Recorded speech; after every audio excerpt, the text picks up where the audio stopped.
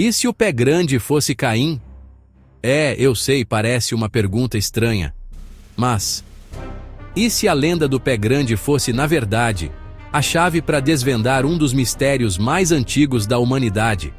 Imagina só. E se essa criatura escondida nas sombras das florestas fosse o próprio primeiro assassino, amaldiçoado a vagar pela terra até o fim dos tempos? A história de Caim é tão antiga quanto o próprio tempo. Um conto marcado por ciúmes, assassinato e uma punição divina. Mas e se essa punição fosse mais do que apenas uma vida de sofrimento? E se fosse, na real, uma sentença de isolamento e transformação que moldou Caim em algo irreconhecível ao longo dos milênios? A lenda do pé grande, com suas descrições de uma figura gigantesca e peluda, aparece em culturas do mundo todo.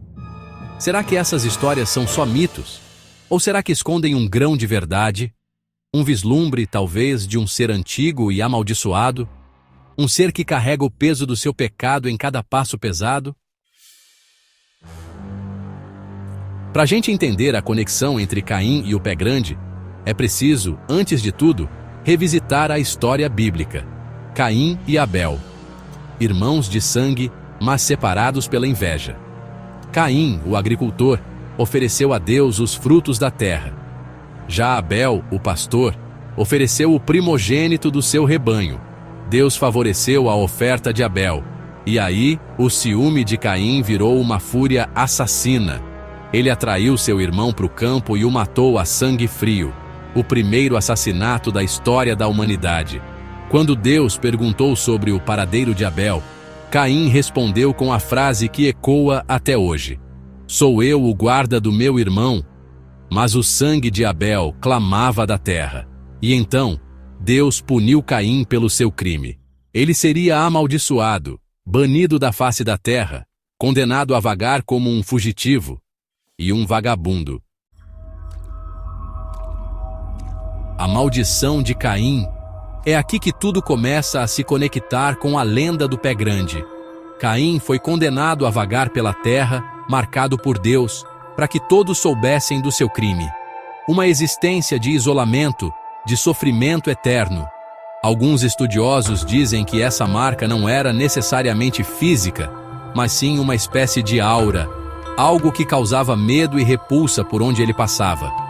Outros já acreditam que a maldição se manifestou de forma mais visível, transformando Caim em algo monstruoso, um reflexo externo da sua alma corrompida. Agora, imagina só Caim vagando pelos séculos, sua forma mudando aos poucos, distorcida pela maldição divina. Seus traços humanos desaparecendo, substituídos por algo mais selvagem, mais bestial. Essa transformação, segundo alguns, pode ser a chave para entender a aparência e o comportamento do pé grande. O pé grande, também chamado de Sasquatch, é uma criatura lendária que, dizem, habita as florestas da América do Norte.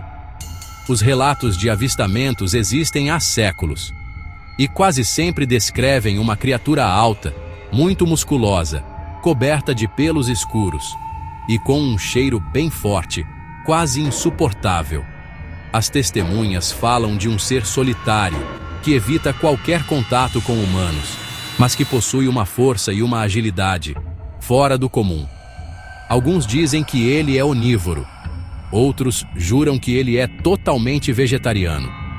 Mas olha, além dessas características físicas, tem um aspecto quase sobrenatural na lenda do pé grande.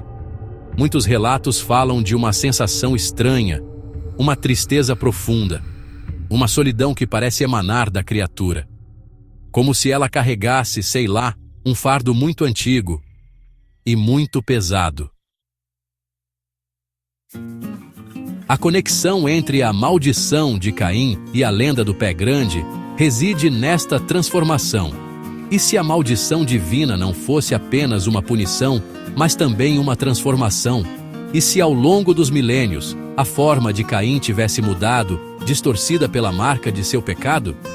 Imagine Caim vagando pelas florestas, seu corpo se tornando cada vez mais peludo, seus ossos crescendo sob a pele, sua mandíbula se alongando em um focinho. Sua mente, atormentada pela culpa e solidão, gradualmente se tornando mais animalesca. Essa teoria, embora fantástica, oferece uma explicação intrigante para a aparência e o comportamento do pé grande. O isolamento, a tristeza, a fúria ocasional, tudo isso pode ser visto como ecos da maldição de Caim, carregada por milênios. Em 1835, David W. Patten, um apóstolo mórmon, afirmou ter um encontro sobrenatural que deu crédito à teoria de Caim como o pé grande. Em sua visão, Patten encontrou um ser alto e poderoso nas florestas do Missouri. A criatura era coberta de pelos, exceto pelo rosto, que era estranhamente humano, embora carregasse uma expressão de profunda tristeza e remorso. A criatura falou com Patten, revelando que era Caim, amaldiçoado a vagar pela terra até a segunda vinda de Cristo. Embora a visão de Patten seja frequentemente descartada como uma invenção fantasiosa, ela se encaixa perfeitamente na narrativa de Caim como o pé grande. A descrição da criatura, sua tristeza e seu destino ecoam a maldição bíblica. A questão permanece: o pé grande é real? É uma criatura de carne e osso, um remanescente de uma época mais primitiva, ou é simplesmente um produto da nossa imaginação, um reflexo de nossos medos e ansiedades mais profundos? A teoria de Caim, como o pé grande, adiciona outra camada a esse mistério. E se o pé grande não for apenas uma criatura, mas um símbolo? Um lembrete de que todos carregamos o potencial para a escuridão dentro de nós? Talvez o pé grande seja um aviso, um lembrete da natureza destrutiva do pecado e das consequências duradouras de nossas ações. Ou talvez seja apenas um mito, uma história que contamos a nós mesmos para dar sentido ao desconhecido. A vastidão das florestas do mundo guarda muitos segredos. É possível que uma criatura como o pé grande exista, escondida nas sombras, evitando o nosso olhar curioso? E se o pé grande for real, o que mais está lá fora, esperando para ser descoberto? O mistério do pé grande continua a nos fascinar e a nos desafiar. Se ele é Caim, um produto da evolução ou simplesmente um figmento da nossa imaginação, ele serve como um lembrete do poder duradouro do mito e do fascínio humano pelo desconhecido.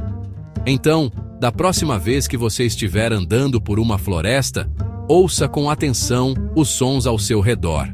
Preste atenção aos movimentos nas sombras. E se você vir algo grande e peludo, olhando para você por entre as árvores, lembre-se da história de Caim e pergunte a si mesmo: o que realmente se esconde na escuridão?